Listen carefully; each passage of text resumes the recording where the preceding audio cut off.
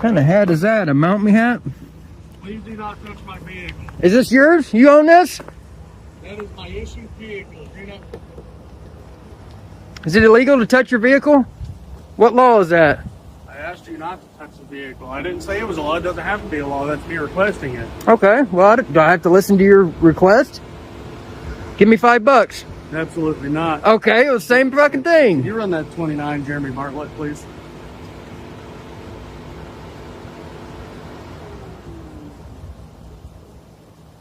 Stand for if you would attach him to this call. You think I wouldn't recognize you? You think I give a shit? Okay. So if, I've got to know why are you doing this stuff? This is not me yelling at you. This is just me asking as a human. Doing what? Recording. Exercising my rights? Alright guys, watch this carefully, because what you're about to see is not just a random interaction. It's a direct clash between authority and awareness. It starts simple, a question about a hat, a casual exchange, but within seconds, the tone shifts.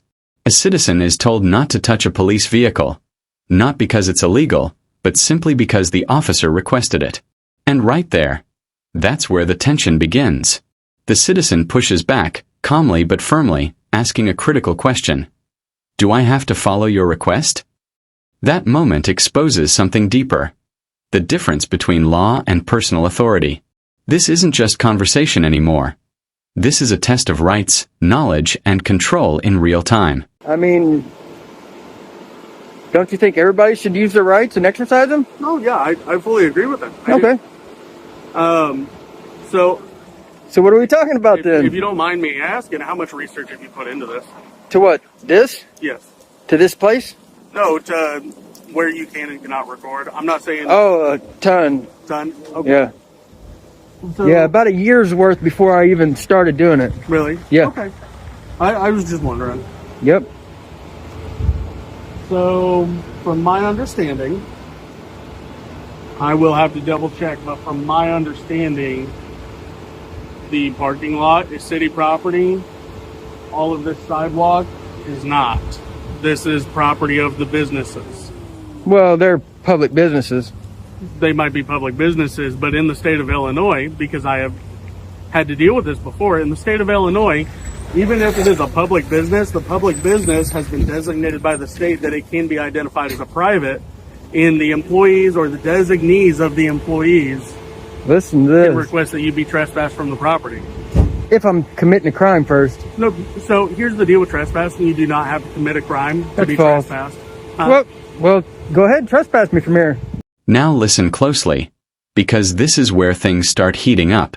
The officer begins running identification, calling in backup, while the citizen remains steady, unfazed. There's recognition between them, hints of past encounters, and you can feel the tension building. But instead of escalating emotionally, the citizen asks a powerful question. Why are you doing this? Not shouting, not attacking, just asking. And when he says he's exercising his rights, it hits hard. Because suddenly, this isn't about one moment, it's about a bigger principle. The officer agrees that people should exercise their rights, but then immediately questions how much the citizen actually understands. And right there, guys, that's the turning point where knowledge becomes the battlefield. They have not requested that, so I'm not going to do that. Well, I mean, you can do it, yeah. I mean, it happens all the time, but discretion, yes. It is illegal to trespass somebody from public property. Say me and you own a piece of property. How is it illegal to trespass somebody from private? It's not private. Public business, private buildings. Well, maybe if I was inside there or inside a restricted area, then you would be correct. But I haven't been inside the business, and Would you mind referencing the case law regarding this? Branchburg v. Hayes, anywhere the public has a right to be. Grants v. Hayes? Branchburg v. Hayes. Branchburg? V. Hayes. V. Hayes. V. Verse.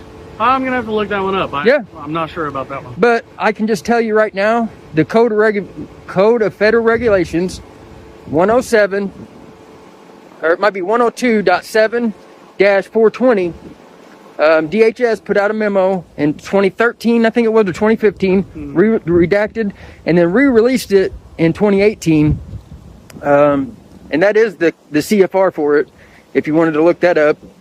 We don't need permission to go inside our public offices, and that's from DHS. Alright, now we're getting into the legal gray zone. And this is where most people get confused.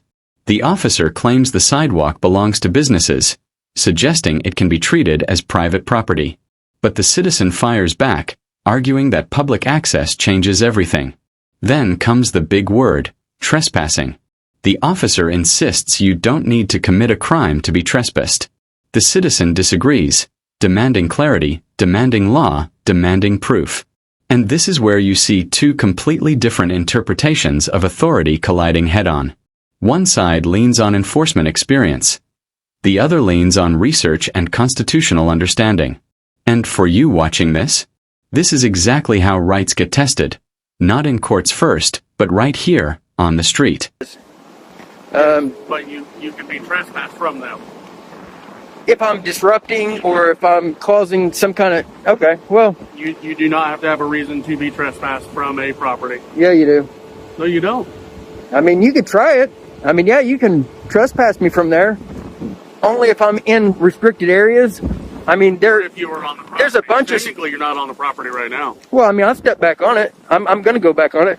But there's several subsections of probably what you're looking up, and you probably read one of them.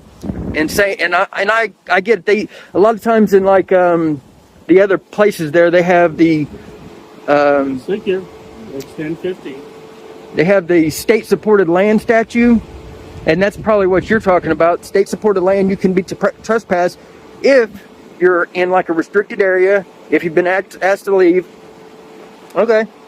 Restricted area has nothing to do with it. It is if you have been asked to leave.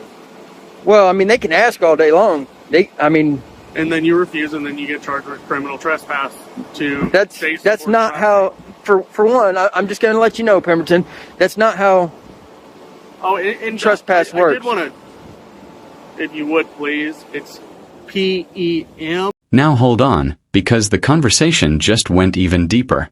The citizen starts referencing case law, federal regulations, and even DHS memos.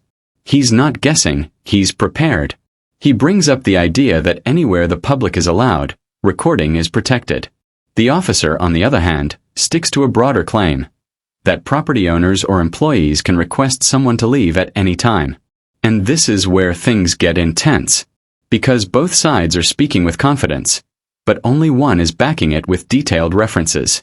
The citizen challenges everything, not emotionally, but intellectually. And guys, this is the real power move. Not aggression, but information. This is what happens when someone actually studies the system they're dealing with. Not P-E-B-B-E-R-T. Well, yeah, I mean, I really... And that's actually how I figured out who you were, because when I worked in the county jail, you spelled my name wrong all the time, too. Yeah, I mean, I don't really care about that. They get the gist of it. So why wear the mask if everybody already knows who you are? I have COVID. Oh, you do? Yeah. Okay. So, I mean, if you want me to give it to you, I can surely take it off. I was just at a house that I most likely just got it at, too. Oh, well, yeah. I try to, because I'm going into these other public offices, and I have lawful and legal business to be there. So if you trespass me while I'm doing... You don't mind me asking what's your business for the... Well, I do. Facilities? I do have legal and lawful business. That's all I'm going to tell you, because you don't work for these businesses, so I don't have to explain it to you. That's why I said I was just asking. Yeah. Some of it I've already took care of. Some of it I might go back and do other stuff. So when should I expect you at my office to request a FOIA? Well, I still haven't got my last one. Well, you did not fill out a proper FOIA form. So I'm going to educate you some more. In Illinois, there is no standard form. You also did not provide enough information for it to be added into the FOIA. From my understanding, I'm not 100% sure there. All I have to do is leave you guys a way to get me the information. I don't have to leave a name, a number. I don't have to leave all that. I do these all over. Okay, then. Alright, now the tone shifts again, a bit more personal, a bit more revealing. The officer questions the mask, the identity, the purpose. The citizen responds calmly, even mentioning health concerns, but refuses to fully explain his business. And that right there is key, because he doesn't have to. This isn't about being cooperative for the sake of it. It's about understanding boundaries. Then comes the discussion about FOIA requests, paperwork, and procedure. The officer tries to correct him, but the citizen pushes back again, claiming there's no required standard form. And you can see it clearly now. This isn't just a random guy with a camera. This is someone deliberately testing the system and exposing every crack in real time. How do you, whenever you go in and say, hey, can I get my FOIA? I don't. You guys are supposed to just send me a copy of it. That's all it is. Okay.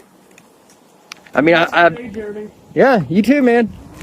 Don't violate anybody's rights. You can't trespass unless they're committing a crime on private property. You can. ILCS, criminal trespass. Well, on. that's criminal trespass. Yeah, this isn't criminal. Trespass You know- itself is a criminal statute. No, it's not. Trespass is a civil matter until you What go back. What class were you in at the police academy when you learned the laws? Oh, did you learn laws? I did while I was in the police academy. Yes, I did. Okay, well, you need to go back and study that one Okay, because if you would, just make sure that goes on YouTube so I can find it and watch it later. oh, well, you'll be able to find it. Alright guys, this is the final stretch, and this is where everything comes together. The argument circles back to trespassing, legal definitions, and what officers are actually trained to know.